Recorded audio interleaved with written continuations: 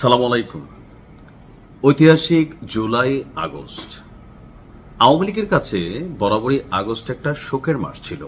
এমনকি সরকারের পট পরিবর্তন, ক্ষমতা হারানোর যে ঐতিহাসিক ঘটনা, এমনকি বঙ্গবন্ধু শেখ মুজিবুর রহমানের যে প্রয়াণ দিবস, সেটাও কিন্তু আগস্ট মাসেই। আর জুলাই হচ্ছিল এটার শুরুয়াত। 2024 সালে সরকারের যে পট পরিবর্তন হয়েছিল, তখন এই জুলাই মাস জুড়ে যে আন্দোলন দানা বেঁধেছিল, অর্থাৎ জুলাই মাসে আপনার আবু সাঈদের মৃত্যুর ঘটনার পর থেকেই টোটাল আন্দোলনের পটভূমি আপনার পরিবর্তিত হতে থাকে। তো এখন এই জুলাই মাসকে নিয়ে সরকারের আসলে কোনো সিদ্ধান্ত আছে কিনা, অথবা এই জুলাই মাসকে ঘিরে সরকার কিভাবে আসলে মূল্যায়ন করবে। অবশেষে জুলাই মাসের গুরুত্বপূর্ণ একটা তারিখ হচ্ছে 16ই জুলাই। এখন থেকে প্রতি বছর 16ই জুলাইকেও শহীদ দিবস হিসাবে ঘোষণা করেছে বা শহীদ দিবস হিসাবে পালনের সিদ্ধান্ত নিয়েছে সরকার। কেন 16 জুলাইকে আসলে বেছে নেওয়া হলো, চলুন দেখি। 2024 সালে জুলাই আগস্ট ঘটনার নেপথ্যের মূল যে ক্যারেক্টার আবু সাঈদ শহীদ, তো তার কিন্তু মৃত্যু হয়েছিল জুলাইয়ের 16 তারিখে। সেই তারিখটাকে মাথায় রেখে সরকার আপনার সার্বজনীনভাবে, অর্থাৎ এই 16ই জুলাইকে শহীদ দিবস হিসাবে পালনের সিদ্ধান্ত নিয়েছে। শুধুমাত্র আবু সাঈদকে কেন্দ্র করে তা না, অর্থাৎ জুলাই মাসে আরো যারা সরকার পরিবর্তনের জন্য বা আন্দোলন করেছিলেন স্বৈরাচার পতনের জন্য, সেই আন্দোলনে যারা ভূমিকা রেখেছিল তাদের কথা মাথায় রেখে 16ই জুলাইকে আপনার সরকার জুলাই শহীদ দিবস হিসাবে পালন করার সিদ্ধান্ত নিয়েছে। আপনার সরকারের যেই যুক্তিগুলো আছে এর মধ্যে অন্যতম হচ্ছে যে, প্রথম দিকে বহুল আলোচিত হত্যাকাণ্ডগুলোর মধ্যে একটা হচ্ছে এই আবু সাঈদের ঘটনা, যখন রংপুরে এই ঘটনা ঘটেছিল, এই জন্য 16 জুলাইকে তারা বেছে নিয়েছে।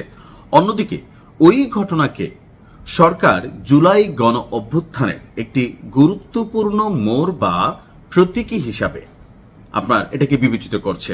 অর্থাৎ ওই দিন থেকে আন্দোলনের ধারা বদলে গিয়েছিল, সারা বাংলাদেশ একটা জায়গাতে চলে আসছিল।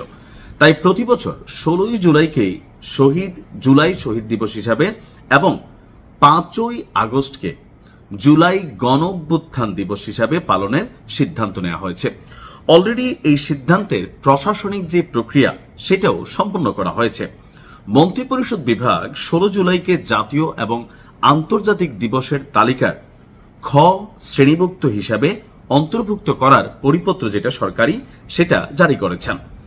আগে 16 জুলাইকে শহীদ আবু সাঈদ দিবস এবং 8ই আগস্টকে নতুন বাংলাদেশ দিবস করার সিদ্ধান্ত নিয়েছিল। পরে উপদেষ্টা পরিষদ সেই সিদ্ধান্তকে পরিবর্তন করে 16ই জুলাই জুলাই শহীদ দিবস, 5ই আগস্ট জুলাই গণঅভ্যুত্থান দিবস এবং 8ই আগস্টকে আসলে কোনো বিশেষ দিবস হিসাবে আর আপনার পরিচিতি দিচ্ছে না। 8ই আগস্ট আপনাদের খেয়াল থাকা, ডক্টর ইউনূস তিনি রাষ্ট্র ক্ষমতায় আসীন হয়েছিলেন।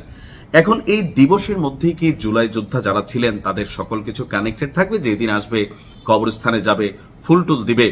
আবার ধরেন বাকি যারা আছেন এই জুলাই আন্দোলনকে কেন্দ্র করে অনেকেই কোটি কোটি টাকার মালিক হয়ে গেছে, কেউ এমপি হয়ে গেছেন, কেউ মন্ত্রী হয়ে গেছেন, কেউ তাদের নাম প্রভাব প্রতিপত্তি সারা দেশ বিদেশ জুড়ে ছড়িয়ে দিয়েছেন। আবার অনেকে এখনো ক্র্যাচের উপর ভর করে হাঁটছেন, অনেকের এখনো চোখ নাই, হাত নাই, পা নাই, কেউ ভিক্ষা করে ভাত খাচ্ছে, কেউ এতিমখানায় আপনার বড় হচ্ছে, অথবা আরো অভাব অনটনের সাথে লড়াইটা চালিয়ে যাচ্ছে।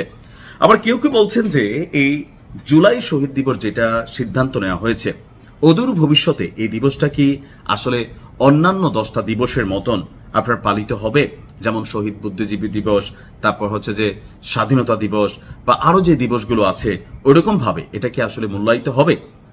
কেউ কেউ বলছেন যে না, আওয়ামী লীগ সরকার আসলে এই দুটো দিবসের কোনোটাই তারা রাখবে না, কারণ আওয়ামী লীগের কাছে জুলাই আগস্ট হচ্ছে একটা ষড়যন্ত্রের মাস, যে তাদেরকে ক্ষমতা থেকে সরানোর জন্য দেশি বিদেশি ষড়যন্ত্র হচ্ছিল। আবার অন্যদিকে এন্টি আওয়ামী লীগ যারা আছেন বাংলাদেশের মানুষ, তারা মনে করছেন যে জুলাই আগস্ট হচ্ছে ওই পুণ্যের মাস যে মাসে আল্লাহ পাক রহমত নাজিল করছে, আওয়ামী লীগ শাসনের আপনার গোড়াপত্তন বা শেষটা আসলে মানুষ দেখেছিল।